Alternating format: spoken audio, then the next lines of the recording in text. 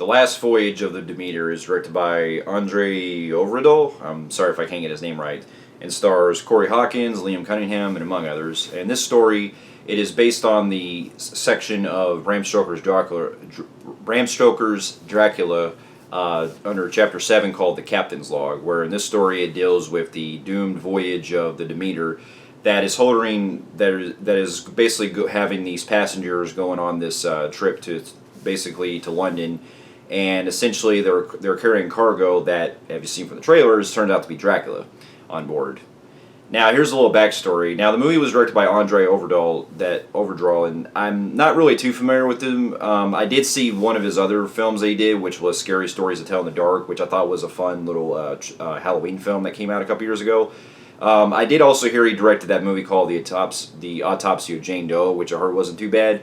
So I need to check out more of that one and some other ones that he's done. But I got interested from the trailers because it seems like this is the second Dracula film that we've had this year, since earlier we had Renfield, which I thought was a blast, and it was a lot of fun seeing Nick Cage in the role.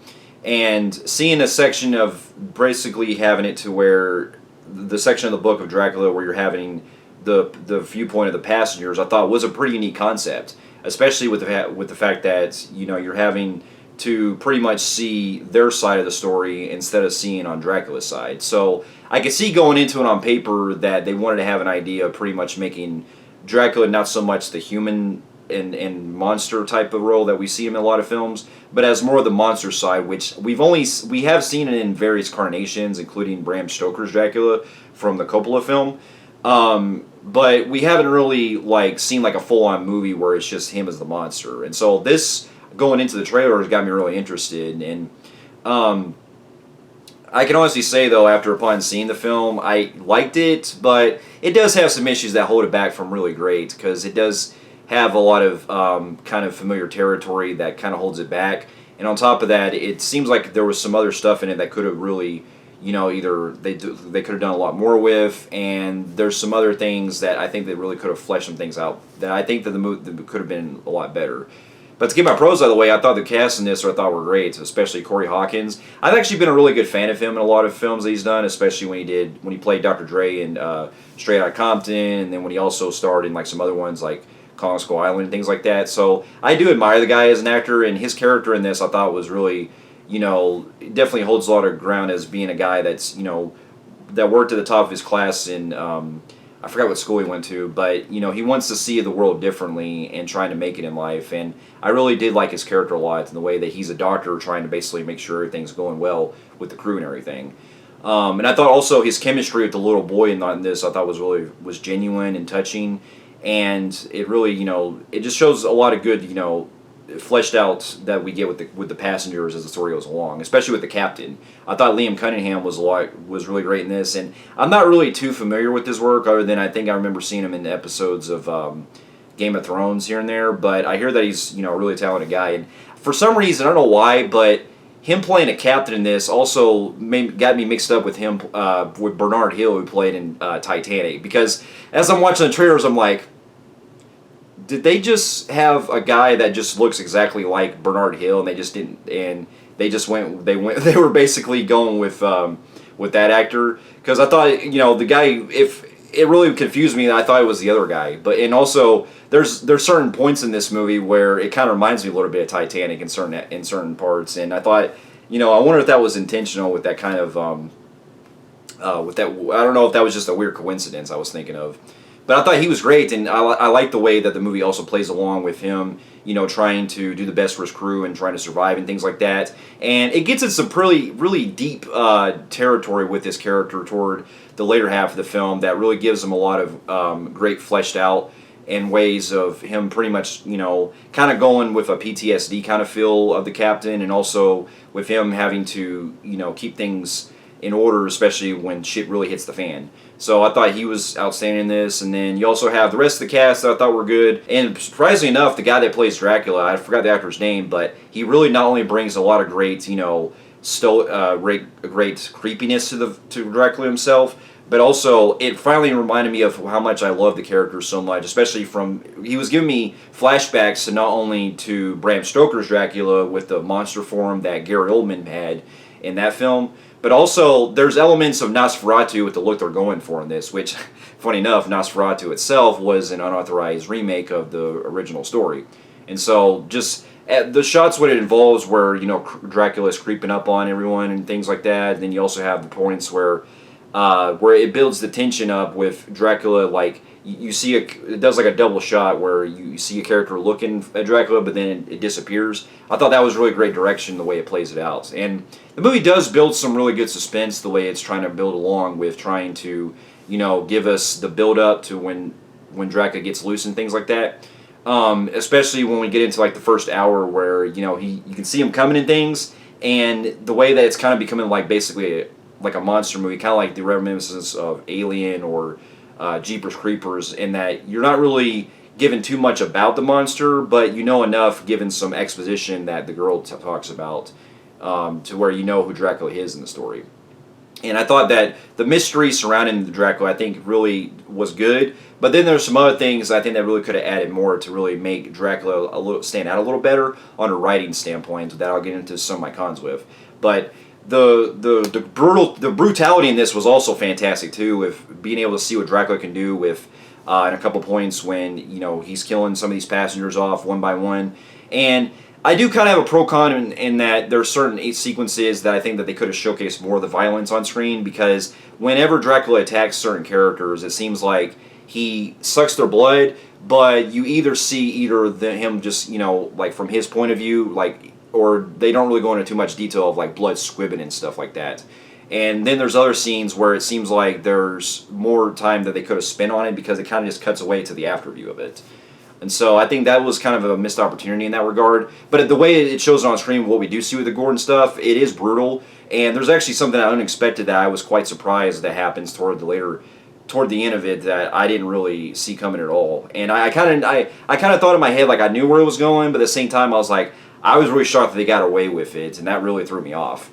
And so that was great. And then the production design too, with it being this kind of like old ship and everything, where it's not really big, but it's also not small either. It gives you that very kind of claustrophobic feel that I really enjoyed, with how you're able to feel like you're there on the ship with the crew and stuff. And so I really did feel to where the characters were going throughout the film. And while there is some instances where it seems like some of the lighting effects could be a little too dark, and that's kind of what I'll get into some of my cons with.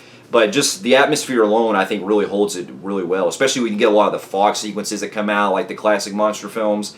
This is definitely the essence of what you want out of a Dracula film.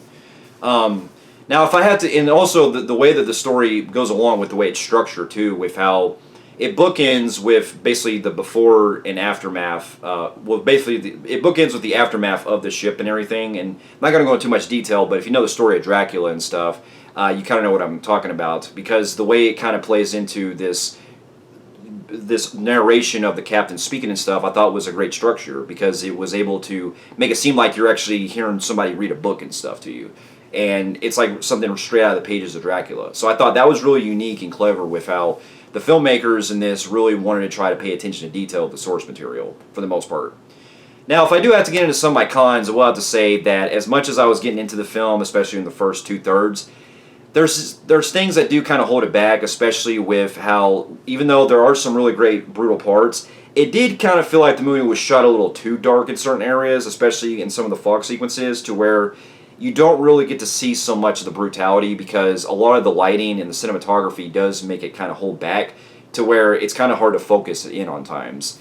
And then on top of that, some of the pacing can be a little slow, like here and there, like there's maybe like a few minutes here and there they could have maybe trimmed out, or maybe up to, I'd say maybe about maybe 5 or 10 minutes or so they could have maybe trimmed down just a little bit for pacing, because it does kind of really take its time for a while. After the shit hits the fan, it does still kind of get in some stuff that does feel like it could have been trimmed out just a little bit.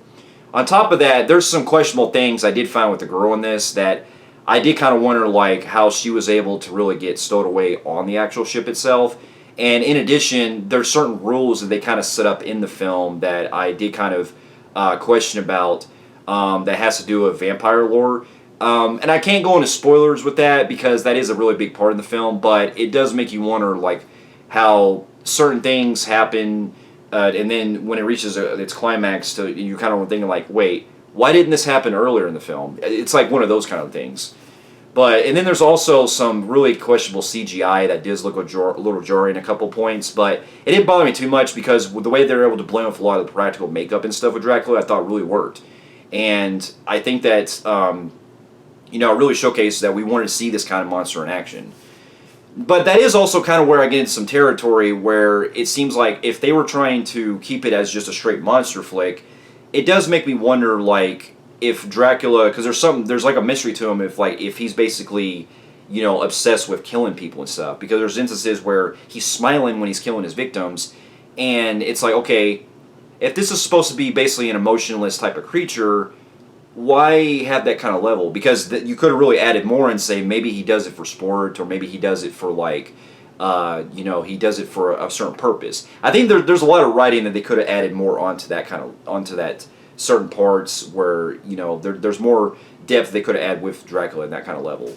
One of the other things I did kind of feel like the movie could have been a lot better was we could have had a more epic payoff with how we get to the climax, because it seems like we were spending about the first 2/3 with it being kind of a slow build-up for a while, and really taking its time of doing a lot of tension, but then it kind of goes out there and tries to really go into something that you're really expecting to have like a really big fight at. And while it does have it for at first, I did feel like the way the climax happened, it was kind of boom boom boom, and the movies kind of ran out of time or something. So I think that they really could have spent a whole lot more time of really trying to fight Dracula and showcase more of what he could do and everything. On top of that, I did feel like the ending in this was your typical kind of ending that, while I knew where it was going, I did feel like it was trying to set itself up for a sequel, and not in the kind of good way, because it seems like it was trying to basically be like a first chapter of a bigger thing happening in the next film. And I felt like that was just kind of a weird way to kind of end it, because had it would have just been kind of a one-off movie, I would have really been fine with it the way it played out. But no, it tries to do this whole thing where it's like there's going to be more to the story coming, and seeing how the film hasn't really been doing too well financially, I don't really think that's going to happen. I mean, unless it does like go direct to video or something. But overall, though, I can say that while I did find the film decent and it is a likable Dracula film, I did think that there's still more of stuff that they could have really been on top of with, and there's certain things that did hold it back from like being great. But I still had some fun with it here and there, and I was still intrigued with what we got. And so with that, I'm going to give the film an extremely high average Joe on the Film Freaks meter. So for those of you who have also seen The Last Voyage of the Demeter, let me know in the comments below what you thought about it. And thank you so much for watching, and I'll see you in my next review. I'll see you later.